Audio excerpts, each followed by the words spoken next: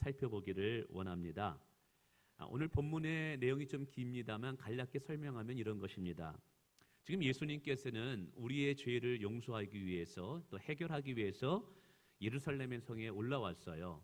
십자가를 지시기 위함인 것이죠.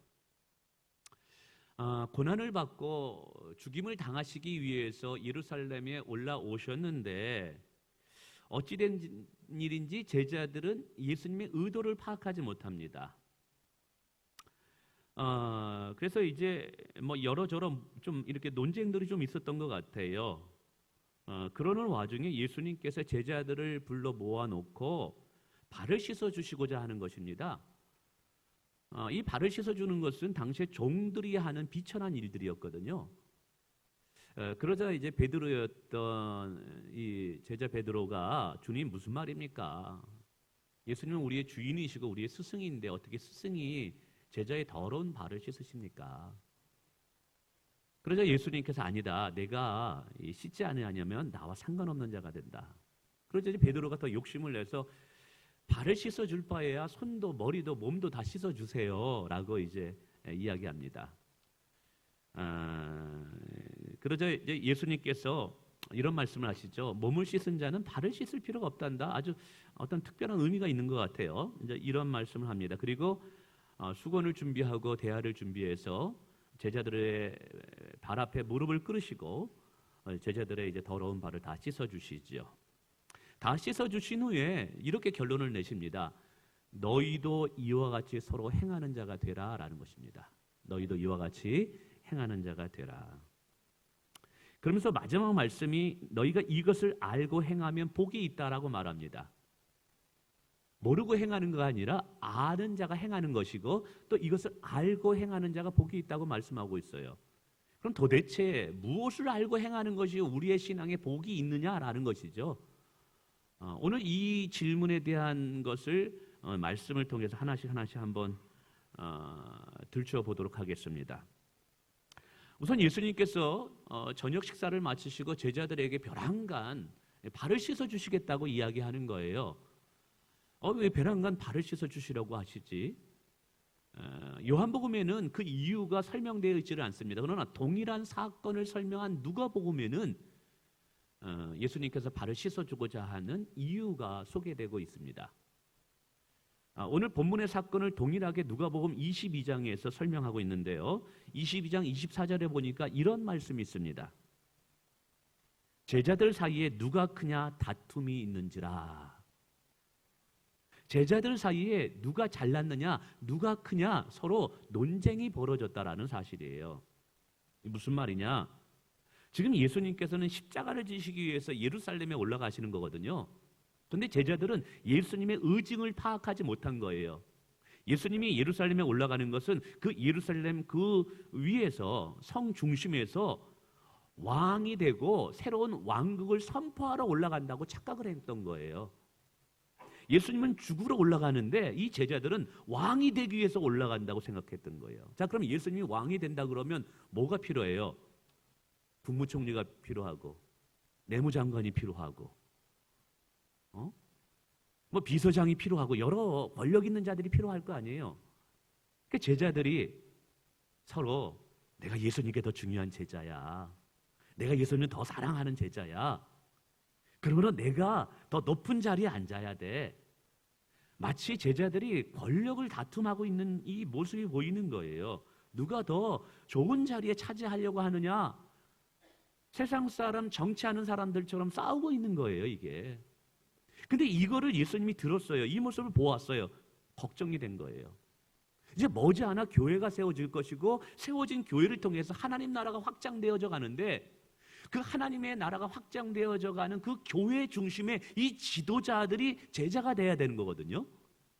근데 교회 중심에 서야 할 제자들이 서로 다투고 있고 서로 논쟁하고 있어요. 왜요? 누가 크냐, 누가 잘났느냐 이렇게 싸우고 있다 그러면 앞으로 세워질 교회의 모습이 어떻게 되겠어요? 엉망이 된다 이 말이에요. 그래서 이번 기회를 통해서 하나님 나라의 큰 자가 누구냐? 교회 지도자들은 어떠한 모습을 취해야 되느냐? 교회 가운데 하나님께서 필요로 하는 지도자의 모습은 어떠한 특징이 있어야 되고 어떠한 삶을 살아야 되느냐를 이 사건을 통해서 예수님이 설명하고 있는 거예요. 이런 면에 있어서 오늘 이 본문의 말씀은 당시의 제자들에게만 필요한 말씀이 아니라 우리 할렐루야 선교교회가 좋은 교회가 되고 건강한 교회가 되고 하나님께 정말 끝부분에 14절에 얘기한 것처럼 복이 있는 교회가 되기 위해서는 이 구절이 우리에게 너무너무 중요한 거예요. 특별히 교회에서 신앙생활 여러분 10년 이상 하신 분들 계실 거예요. 목회자인 저를 비롯해서 우리 장로님들, 권사님들, 우리 중직자분들 계실 거예요. 여러분 오늘 말씀 잘 들으셔야 되는 거예요. 자, 그러면 예수님께서 이렇게 제자들의 이 더러운 발을 씻기시는 의도가 무엇이냐? 본문을 묵상하는데 제가 세 가지의 의미를 이렇게 특징을 발견하면서 여러분에게 설명드리고 싶습니다. 첫 번째, 이 세족식을 통해서 예수님께 필요한 자가 누구냐? 하나님의 교회에 필요한 지도자가 어떠한 모습이어야 되느냐? 첫째는 겸손함으로 섬기는 자가 필요하다라는 사실이에요. 여러분 우리 교회는 겸손함으로 섬기는 자가 필요하다는 사실입니다. 아멘. 우리 누가복음 22장 26절 한번 읽어볼까요? 우리 다 같이 읽어보겠습니다. 시작. 너희는 그렇지 않을지니 너희 중에 큰 자는 젊은 자와 같고 다스리는 자는 무슨 자와 같을지니라? 섬기는 자와 같을지니라 라고 말씀하고 계셔요. 이 말씀은 오늘 본문의 내용을 누가복음에서 예수님께서 부연 설명한 것 중에 한 구절인 거예요. 예수님은 섬김을 받으려 온 것이 아니라 섬기러 오셨다고 말씀하고 있습니다. 예수님은 우리의 주인이 되십니다. 우리의 스승이 되는 줄 믿습니다. 여러분 우리의 주인이고 우리의 스승이 섬기는 자로 서 계시고 섬기는 자로 일하고 계시다면 그의 제자들이고 그의 종인 우리들이 앉아서 섬김을 받아야 되겠습니까? 안 되죠. 주인이 섬기는 자로 일하고 계신다면 그를 따르는 제자, 그를 따르는 종들은 당연히 스승을 따라 섬기는 자가 돼야 되는 줄을 믿습니다. 바로 오늘 예수님이 이것을 말씀하고 계시는 거예요. 오늘 교회 가운데 예수님이 필요한 자가 누구냐? 하나님의 나라를 이루어가고 하나님의 뜻을 이루어가는데 하나님께 필요한 자가 누구냐? 주장하고 다스리는 자가 아니라는 거예요. 힘과 권력으로 통치하려는 자가 아니라는 거예요. 겸손함으로 섬기는 자가 주님께 필요하다라는 사실이에요. 여러분 교회의 가치관은 세상의 가치관과 달라야 돼요. 세상은 힘 있는 자가 대접을 받습니다. 권력 있는 자가, 빽 있는 자가 섬김을 받습니다. 그러나 교회는 그 정반대가 돼야 되는 거예요. 교회는요, 먼저 된 자가, 영향력 있는 자가 먼저 낮은 것으로 내야가면 되는 거예요. 먼저 된 자가 섬기는 자가 돼야 되는 거예요. 할렐루야. 여러분 그럴 때 교회가 좋은 교회가 되는 거예요. 목사님부터 겸손함으로 내려가야죠. 우리 장로님들부터 겸손함으로 먼저 내려가야죠. 남들이 하기 싫은 일을 먼저 행하는 것이 교회에서는 큰 자이고 교회에서 주님이 필요한 자임을 믿으시길 바랍니다. 우리 장로님들께 정말 감사드려요. 참 저희 교회 오신 분들 중에 깜짝 놀라는 것 중에 하나, 장로님들이 먼저 주일이면 설거지 하시고 막 굳은 일 하시고 얼마나 보기에 아름답습니까? 저도 저희 목원들과 함께 다다음 달인가 이제 또 설거지 합니다. 저도 앞치마 두르고요, 설거지하고. 그렇게 하는 이유가 뭐냐? 목사가 낮은 곳에 내려가서 겸손함으로 섬기면 여러분 그 모습 보면서 장로님들이 가만 앉아 있겠어요? 장로님도 그렇게 할 수밖에 없는 거죠. 사랑하는 성도 여러분, 우리 교회가 건강한 교회, 좋은 교회가 되기 위해서 먼저 앞선 분들 부탁드립니다. 우리 겸손합시다. 아멘. 그리고 낮은 곳에서 먼저 섬기는 자가 되기를 원합니다. 아멘. 네. 자, 두 번째는 주님이 찾으시는 사람, 교회에서 필요한 지도자는 본을 보이는 자라는 것이죠. 본을 보이는 자. 요한복음 13장 15절 우리 한번 띄워주시겠어요? 13장 15절 다 같이 읽겠습니다. 주님의 말씀입니다. 시작. 내가 너희에게 행한 것 같이 너희도 행하게 하려 하여 무엇을 보였노라? 본을 보였노라. 자, 오늘 예수님은 우리의 스승과 우리의 선생으로서 우리의 주로서 본을 보이는 신앙의 삶을 살고 계셨어요. 그렇다면 당연히 종들인 우리들도 예수님의 본을 따라서 본을 보여주는 신앙의 삶이 우리 가운데 필요한 줄 믿습니다. 그래서 교회에서는요, 말과 혀로만 사랑을 외치고 말과 혀로만 봉사하자, 말과 혀로만 헌신하자, 여러분 이러한 분이 필요한 것이 아니에요. 교회에서 필요한 것은 행함과 진실함으로 섬김의 본을 보여주는 자가 필요한 줄을 믿습니다. 이게 중요한 거예요. 기도하라고 말하기 전에 기도의 삶을 보여야 되는 거예요. 성경을 읽으세요 말하기 전에 성경 읽는 삶을 보여줘야만 되는 거예요. 용서하라고 말하기 전에 내가 용서하는 삶을 먼저 보여줘야 되는 거예요. 하나님과 교회를 사랑하라고 말하기 전에 내가 하나님과 교회를 사랑하고 헌신하는 삶을 지도자는 보여줘야만 되는 거예요. 여러분, 교회에서 하나님 나라에서 큰 자는요, 말 잘하는 자가 아니에요. 말싸움에서 이기는 자가 큰 자가 아니라니까요. 행함과 진실함으로 참된 행함이 있는 믿음을 보이는 자가 여러분 큰 자입니다. 교회 안에서 영적 권위가 무엇을 통해서 주어집니까? 내가 목사니까 내 말 들어야 돼. 여러분, 목사라는 타이틀이 영적인 권위를 가져다 주나요? 아니에요. 내가 먼저 그리스도인이라는 게 무엇인지를 삶을 통해서 보여줄 때 자연스럽게 영적인 권위는 따라오게 되는 거예요. 할렐루야. 여러분, 오늘 우리가 이러한 자들이 되기를 원합니다. 교회에서는요, 본을 보이는 자가 필요합니다. 주님을 사랑하는 것, 이웃을 사랑하는 것, 영혼을 사랑하는 것, 교회를 사랑하는 이 본을 보이는 자, 우리 자녀들에게도 마찬가지 아닌가요? 부부 생활이 왜 건강해야 됩니까? 자녀들이 보니까. 왜 부모님들이 믿음 생활을 잘해야 되는 거예요? 자녀들이 보니까. 그렇게 본을 통해서 영적인 영향력을 끼치는 자들이 주님이 필요한 자래요. 오늘 우리가 그런 자로 쓰임받기 원합니다. 세 번째는요, 선으로 악을 이기는 자가 하나님께 필요하대요. 무슨 말입니까? 요한복음 13장 11, 12절에 이렇게 보니까 예수님께서는 가룟 유다의 발을 씻겨주시는 모습이 보입니다. 가룟 유다가 누구예요? 예수님을 배신한 자예요. 3년 동안 그렇게 예수님이 사랑하고 모든 걸 아끼지 않고 내어주었는데 예수님은 십자가에 못 박도록 배신한 자예요. 근데 오늘 본문에 보니까 예수님은 이 가룟 유다가 자신을 배신할 것을 아셨어요. 아셨음에도 불구하고 이 가룟 유다의 발을 씻겨주고 있다는 거예요. 그러면서 우리에게 말합니다. 너희도 이와 같이 행하래요. 원수 같은 가룟 유다의 발을 씻기면서 우리에게 말하는 거예요. 너희도 이같이 행하래. 무슨 말이에요? 참된 구원을 받은 성도는요, 선으로 악을 이기는 자가 돼야 된다는 거예요. 할렐루야. 자신을 저주하는 자를 축복할 수 있는 자가 성도가 돼야 된다는 거예요. 참 어려운 말이죠.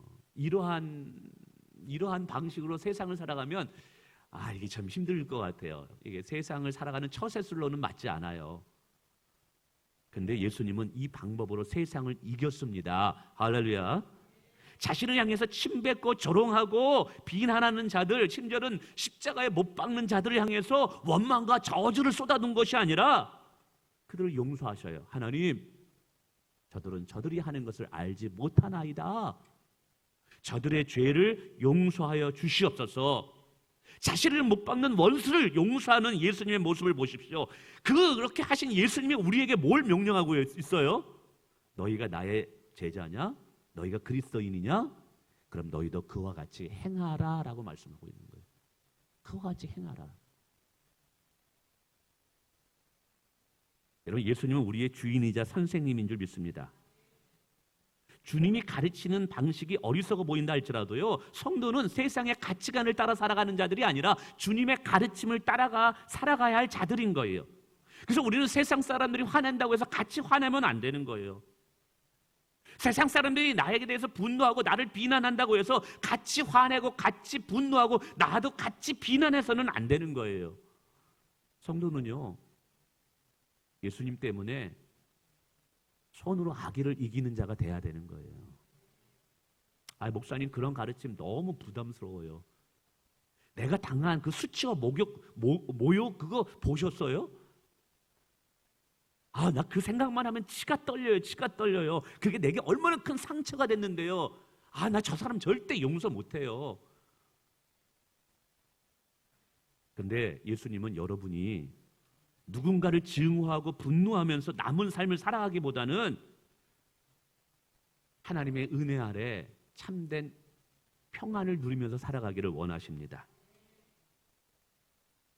그러한 삶은 여러분 누군가를 분노하고 증오하는 삶은 우리가 예수님의 종으로서 제자로서 살아가는 것이 아니라 분노의 종으로 살아가는 거예요. 증오의 종으로 살아가는 거예요. 분노와 증오, 원한을 내려놓고 주님의 용서함의 가르침을 따라 살아가자고 할 때 우리는 하나님이 주시는 화목의 평안의 쉼을 누리게 되는 줄 믿습니다. 하나님께서는 여러분 자신을 위해서라도 용서하고 화목하기를 원하시는 줄 믿으시길 바랍니다. 여러분 기억해 주세요. 예수님은 우리가 증오와 분노에서 자유하기를 원하셔요. 분노와 증오 대신에 용서와 화목을 선택하시기를 원하신다는 사실입니다. 특별히 성령 하나님은요, 용서의 영이에요. 그래서 우리가 진정으로 용서하게 될 때 하나님은 우리에게 누구를 부어주시냐면 성령 하나님을 부어주시게 돼요. 그리고 그 성령 하나님을 통해서 우리 안에 하늘에서 누리는 참된 영혼의 안식과 쉼을 누릴 수 있는 거예요. 여러분 누구를 향해서 분노하고 원망하고 증오해 보세요. 결코 우리의 속사람의 하나님의 나라를 경험하지는 못해요. 하나님의 나라는요, 용서와 사랑입니다. 아멘. 이런 말씀을 한번 정리해 볼까요? 오늘 제자들이 서로 다투고 논쟁하는 이런 모습 속에서 이러한 제자들이 교회 지도자가 된다 그러면 이 교회가 엉망일 거라고 생각했던 거예요. 그래서 예수님은 이 제자들의 생각을 바꾸기를 원하고 삶의 태도를 바꾸기를 원했던 거예요. 그래서 친히 종들이나 하는 제자들의 발을 씻겨주고 있어요. 그러면서 말합니다. 이와 같이 행하라. 이것을 알고 행하는 자는 복이 있다고 말씀하고 있습니다. 오늘 이것은 우리에게 향하신 말씀인 줄 믿습니다. 여러분 부탁드립니다. 주님의 영광을 위하여, 교회에 덕을 끼치기 위하여 여러분 겸손함으로 낮아질 수 있기를 원합니다. 우리의 삶이 다른 사람 앞에 선한 영향을 끼치기 위해서 본이 되는 삶을 살기를 원합니다. 그리고 힘들겠지만 선으로 악을 이길 수 있는 자들이 되기를 원합니다. 자, 그러면 이렇게 딱 설교가 끝나면 얼마나 좋아요. 그럼 오늘 예배 시간도 좀 짧아질 것 같은데, 근데 예수님께서 오늘 중간에 이러한 이 본이 되는 삶, 이런 삶을 이야기하다가 벼랑간 하나의 더 중요한 영적 주제로 전환해서 또 다른 주제를 설명하고 있어요. 그 주제가 뭐냐면 회개에 대한 주제예요. 회개. 베드로에게 발을 씻어주겠다 그러니까 베드로가 뭐라 그러냐면 주님 발만 씻어주지 말고요. 이제 손도 씻어주고 머리도 씻어주고 몸도 다 씻어주세요. 좀 베드로다운 이 요구입니다. 그러자 예수님 말씀하시죠. 몸을 씻은 자는 발만 씻어도 된다라는 이야기를 해요. 그리고 씻지 아니한 자는 나와 상관이 없다고 말합니다. 그럼 도대체 이게 뭐냐 이 말이에요. 몸을 씻는 것이 뭐고 발을 씻는 것이 뭐냐 이 말이에요. 우선 씻는다라는 것은 회개를 상징합니다. 회개. 여러분 우리가 회개하지 않으면 하나님과 아무런 상관이 없다는 걸 아십니까? 우리의 구원은 반드시 회개를 통해서 주어진다는 걸 여러분 아십니까? 회개를 거치지 않는 구원은 없어요. 회개를 거치지 않는 하나님의 자녀는 있을 수가 없어요. 근데 오늘 본문에 보니까 회개는 두 종류가 있다는 거예요. 하나는 몸을 씻는 회개라는 것이 있고 하나는 발을 씻는 회개라는 것이 있다는 거예요. 몸을 씻는 회개라는 것은 쉽게 말하면 내가 거듭날 때, 예수님을 처음 믿을 때 나의 죄악을 하나님 앞에 회개하는 회개를 말하는 거예요. 그래서 이런 회개를 통해서 우리는 거듭날 수 있고 하나님 앞에 의롭다함을 받을 수 있습니다. 하나님의 자녀가 되는 것입니다. 근데 문제는 뭐냐면 우리가 구원을 받고 하나님의 자녀가 되었다 할지라도 살아가면서 또 죄를 안 짓나요? 짓게 되나요? 또 짓게 돼요. 또 짓게 돼요. 이게 우리의 이게 딜레마예요. 우리의 고민이에요. 이게 우리가 때로는 영적인 게으름 때문에, 때로는 우리의 육신의 연약함 때문에 우리의 약함 때문에 내가 의도치 않게 죄를 지을 때가 있더라 이 말이에요. 이때 이 죄를 다시 한번 하나님 앞에 돌아가 회개하는 것을 무슨 회개라 그러냐면 발을 씻는 회개라는 거예요. 근데 몸을 씻는 회개는 단회적 사건이에요. 한 번만 회개하면 구원을 받아요. 그러나 두 번째 얻어지는 이 회개, 구원 얻은 이후의 회개는 우리가 지속적이에요. 계속해서 회개해야 될 우리의 삶의 모습인 거예요.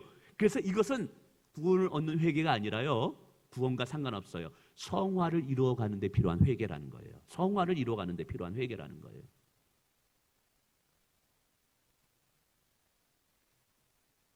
종종 보면 구원을 받았다고 하면서 여전히 죄를 탐닉하고 죄를 즐기는 분들이 계셔요.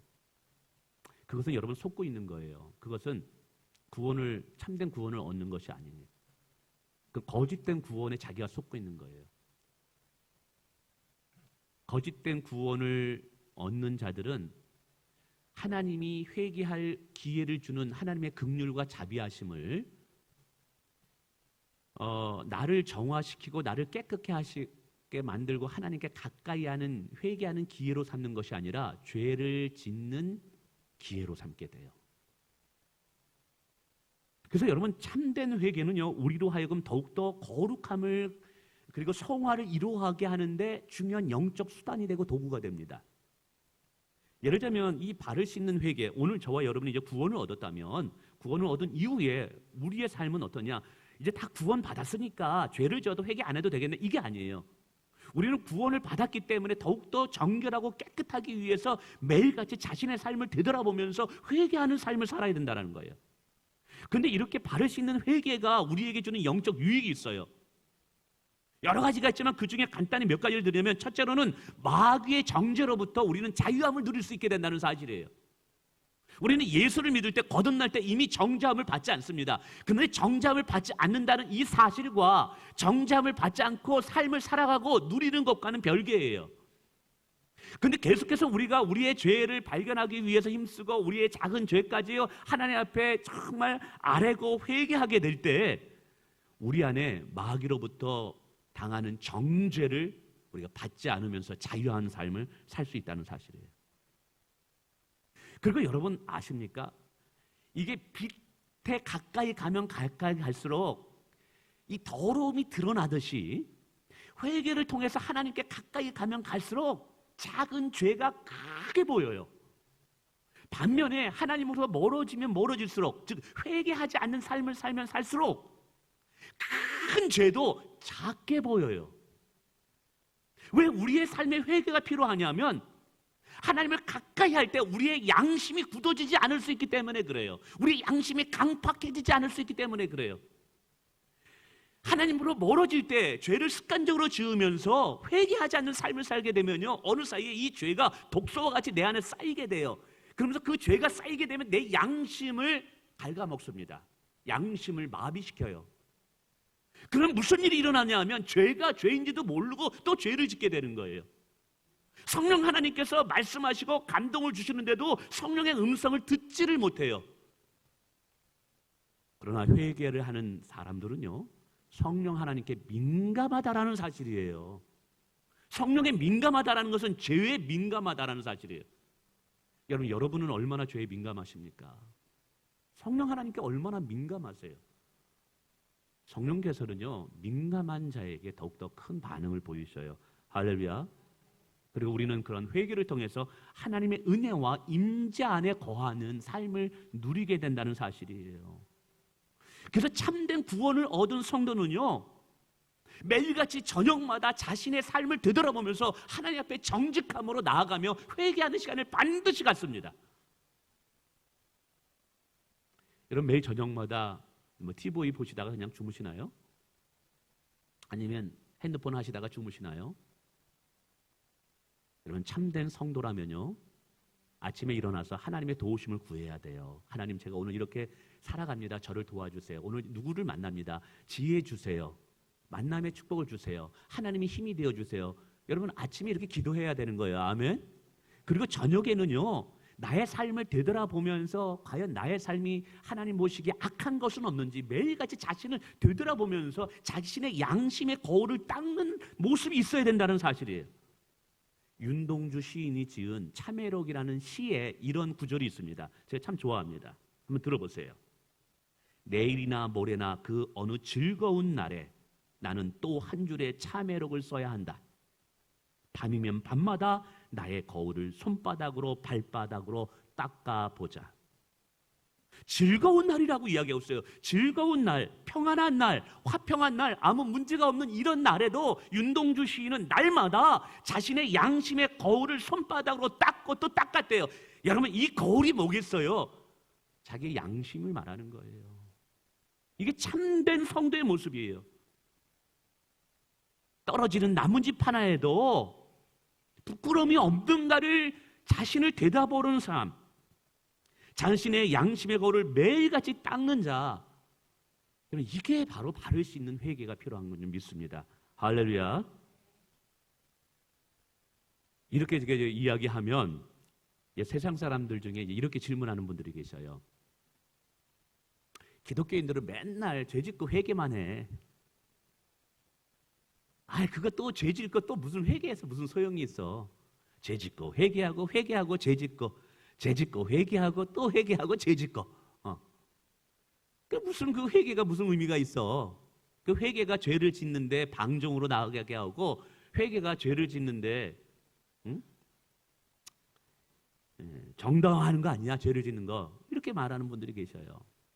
혹은 믿는 자들도 이런 것 때문에 고민해요. 매번 같은 죄를 내가 회개해요.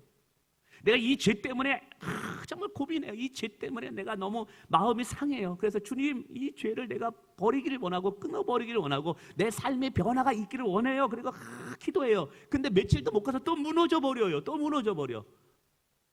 그때 오는 자괴감, 그때 오는 무기력함, 이게 싫은 거예요. 그래서 하나님 앞에 또 회개할 때 막 그런 생각이 또 옆에서 마귀가 주는 이런 생각이 들죠.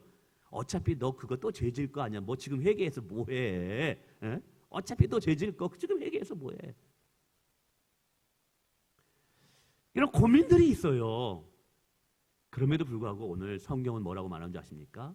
그럼에도 불구하고 회개하는 자를 삶을 살라고 이야기하고 있어요. 오늘 특별히 여러분, 이 본문이 회개라는 주제와 영적인 지도자의 열매인 겸손으로 낮아짐과 섬김과 희생과 용서와 사랑이 함께 묶여져 있다는 사실을 여러분 좀 이렇게 좀 기억해 주셨으면 좋을 것 같아요. 여러분, 거짓 구원을 얻은 자들은요, 회개를 죄를 짓는 수단으로 사용합니다. 이들은 죄인들을 향해 오래 참으시는 하나님의 자비와 긍휼을 죄를 짓는 기회로 삼아요. 죄를 즐기는 기회로 삼아요. 그러나 참된 구원을 얻는 자들에게 있어서 회개는 하나님의 은혜를 기억함으로 성화를 이루어가는 수단으로 삼는다고 말씀하고 있어요. 그래서 참된 눈물의 회개에는 몇 가지 깨달음을 줘요. 그 깨달음을 통해서 나로 하여금 성화를 이루어가게 돼요. 그 깨달음이 뭐냐 하면, 여기서부터 좀 집중해 주세요. 참된 눈물의 회개를 하면요, 첫째, 내가 전적으로 죄로 부패됐다는 것을 인정할 수밖에 없다는 것을 알게 돼요. 전적 부패예요. 죄의 문제를 가지고 정말 진실로 회개하면 회개할수록, 그리고 그 죄의 문제를 또 내가 범하는 이런 모습을 통해서 뭘 깨닫느냐 하면, 내가 얼마나 죄로 물들어 있고 내가 죄로 얼마나 더러워져 있는가, 내가 전적인 부패가 되어 있다는 것을 내가 인정하지 않을 수가 없는 거예요.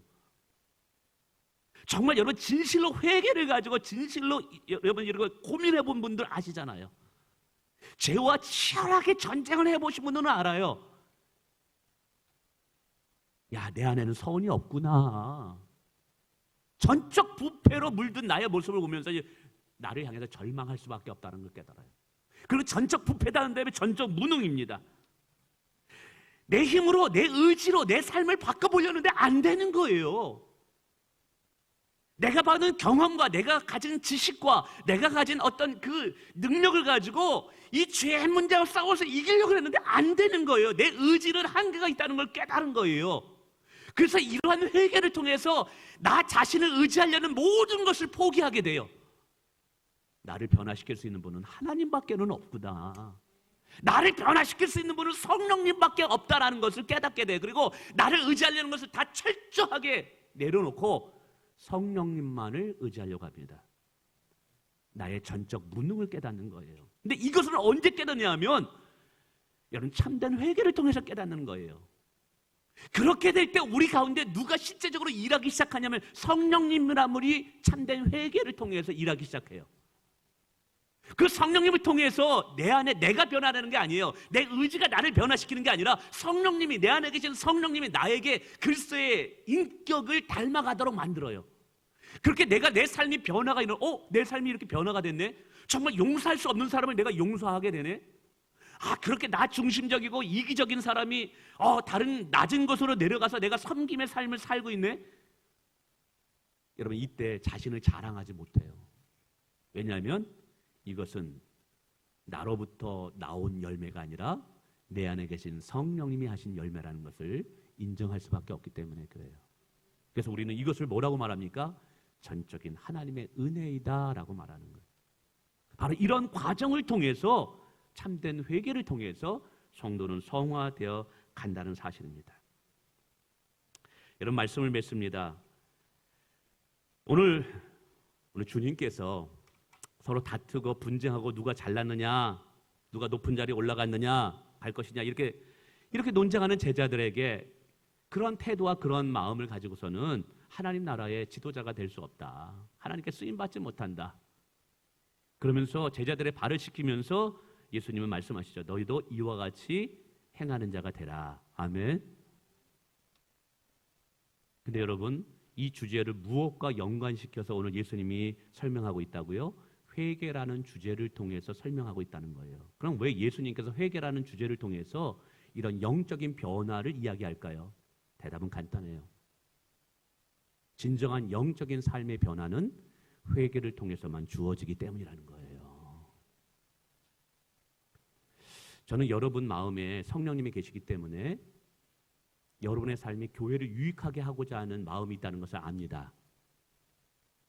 주님을 기쁘시게 하고자 하는 삶을 살고자 하는 마음이 있다는 걸 압니다. 그래도 누군가를 용서하고 사랑하고자 하고 나를 해하려고 하는 자를 그래도 끝까지 내가 인내하면서 참으려고 하는 그 마음이 있는 것을 압니다.